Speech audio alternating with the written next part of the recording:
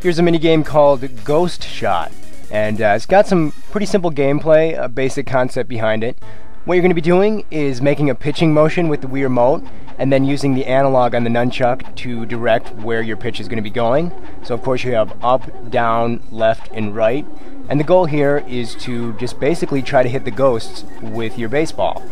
You'll also see that you have these orange ghosts which pop up who take several hits before they disappear.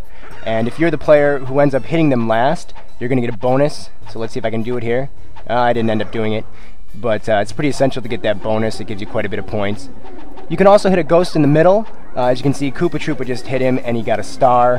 When you get the star, that basically means all your points are going to be worth a lot more. So yeah, this game's kind of teaching you the basics of directing your pitch. Kind of a simple game, still kind of fun though. You can also build up a combo, which means you keep hitting a ghost and you never miss one, and your points are going to be worth more when you have a combo. That's in a lot of the mini games. Occasionally there will also be a ghost that drops a bomb on you if you hit him, and that's going to stun you. But I ended up winning, and I'm pretty impressed with myself for winning that. That's kind of a harder one to win on one of the more tough difficulties. So yeah, not a horrible game, but not a great one. Here's one of my favorite mini games in Mario Super Sluggers. This one's called Castle Pinball, and essentially it's like a big giant pinball machine, and you have to swing the Wii Remote to hit the spiked ball when it comes down to you. And the overall goal is to try and get a certain amount of coins. So in the bottom left corner, as you can see, I need 2,000 coins to, in order to beat this difficulty level. So there's also several different ways to make more coins. For example, you can hit the roulette wheel in the background and you can end up getting, well, right there I just got the Bowser head, which ends up destroying all these bumpers. When you hit a bumper 3 times, it's going to explode and coins will come out. So you really don't want to get the Bowser head, which destroys them all, because you'll lose coins. You could also get a mushroom from the roulette wheel, which is going to send a bob-omb out, and if you hit the bob-omb, it's going to cause coins to appear. So basically, this is just like a big pinball machine where you're trying to get as many coins as possible. You can also end up hitting the ball into one of the cannons, and it's going to fire it out, and oh, we just got a ton of coins there. So now if I were to end up hitting one of the Bowser statues in the background, I would have gotten a bunch of coins, but I didn't. So yeah, essentially, like I said, pinball machine, collect coins, and that one's a lot of fun. I don't even think it's teaching you anything, but it's fun to play, so oh well.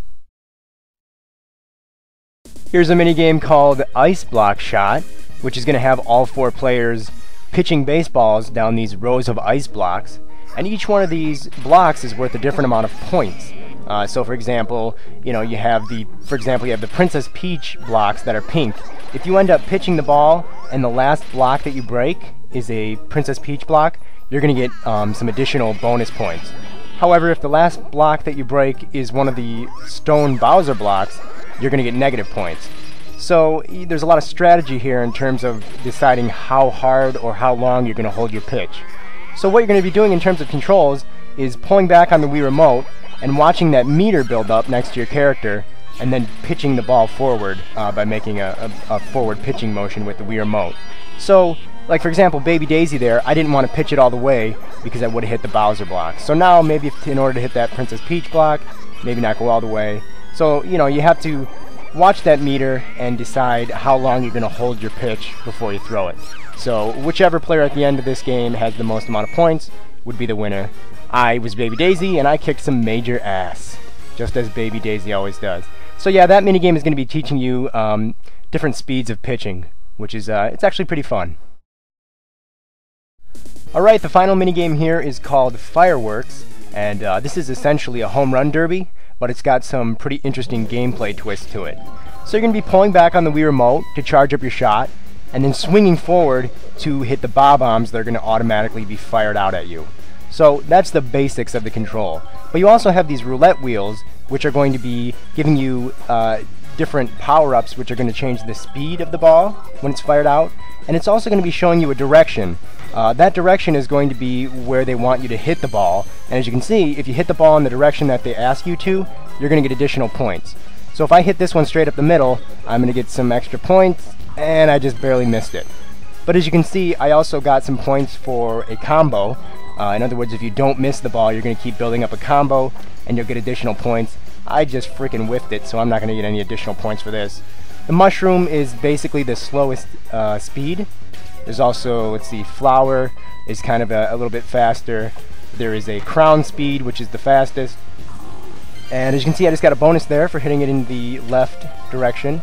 Now here, I can hit it in any direction. So as long as I hit this ball, I'm going to get additional points. There we go, very nice.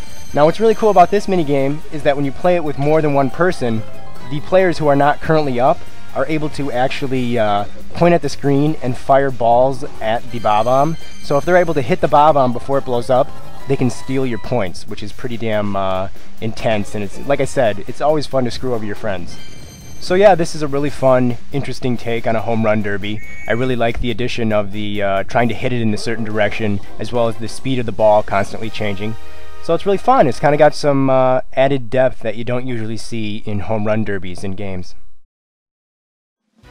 But that's going to be it for today. Hope you guys have enjoyed checking out this in-depth look at all the mini-games in Mario Super Sluggers. Like I said, there's 9 of them in all. They're all going to be teaching you certain aspects of gameplay that you can then use in the actual baseball game.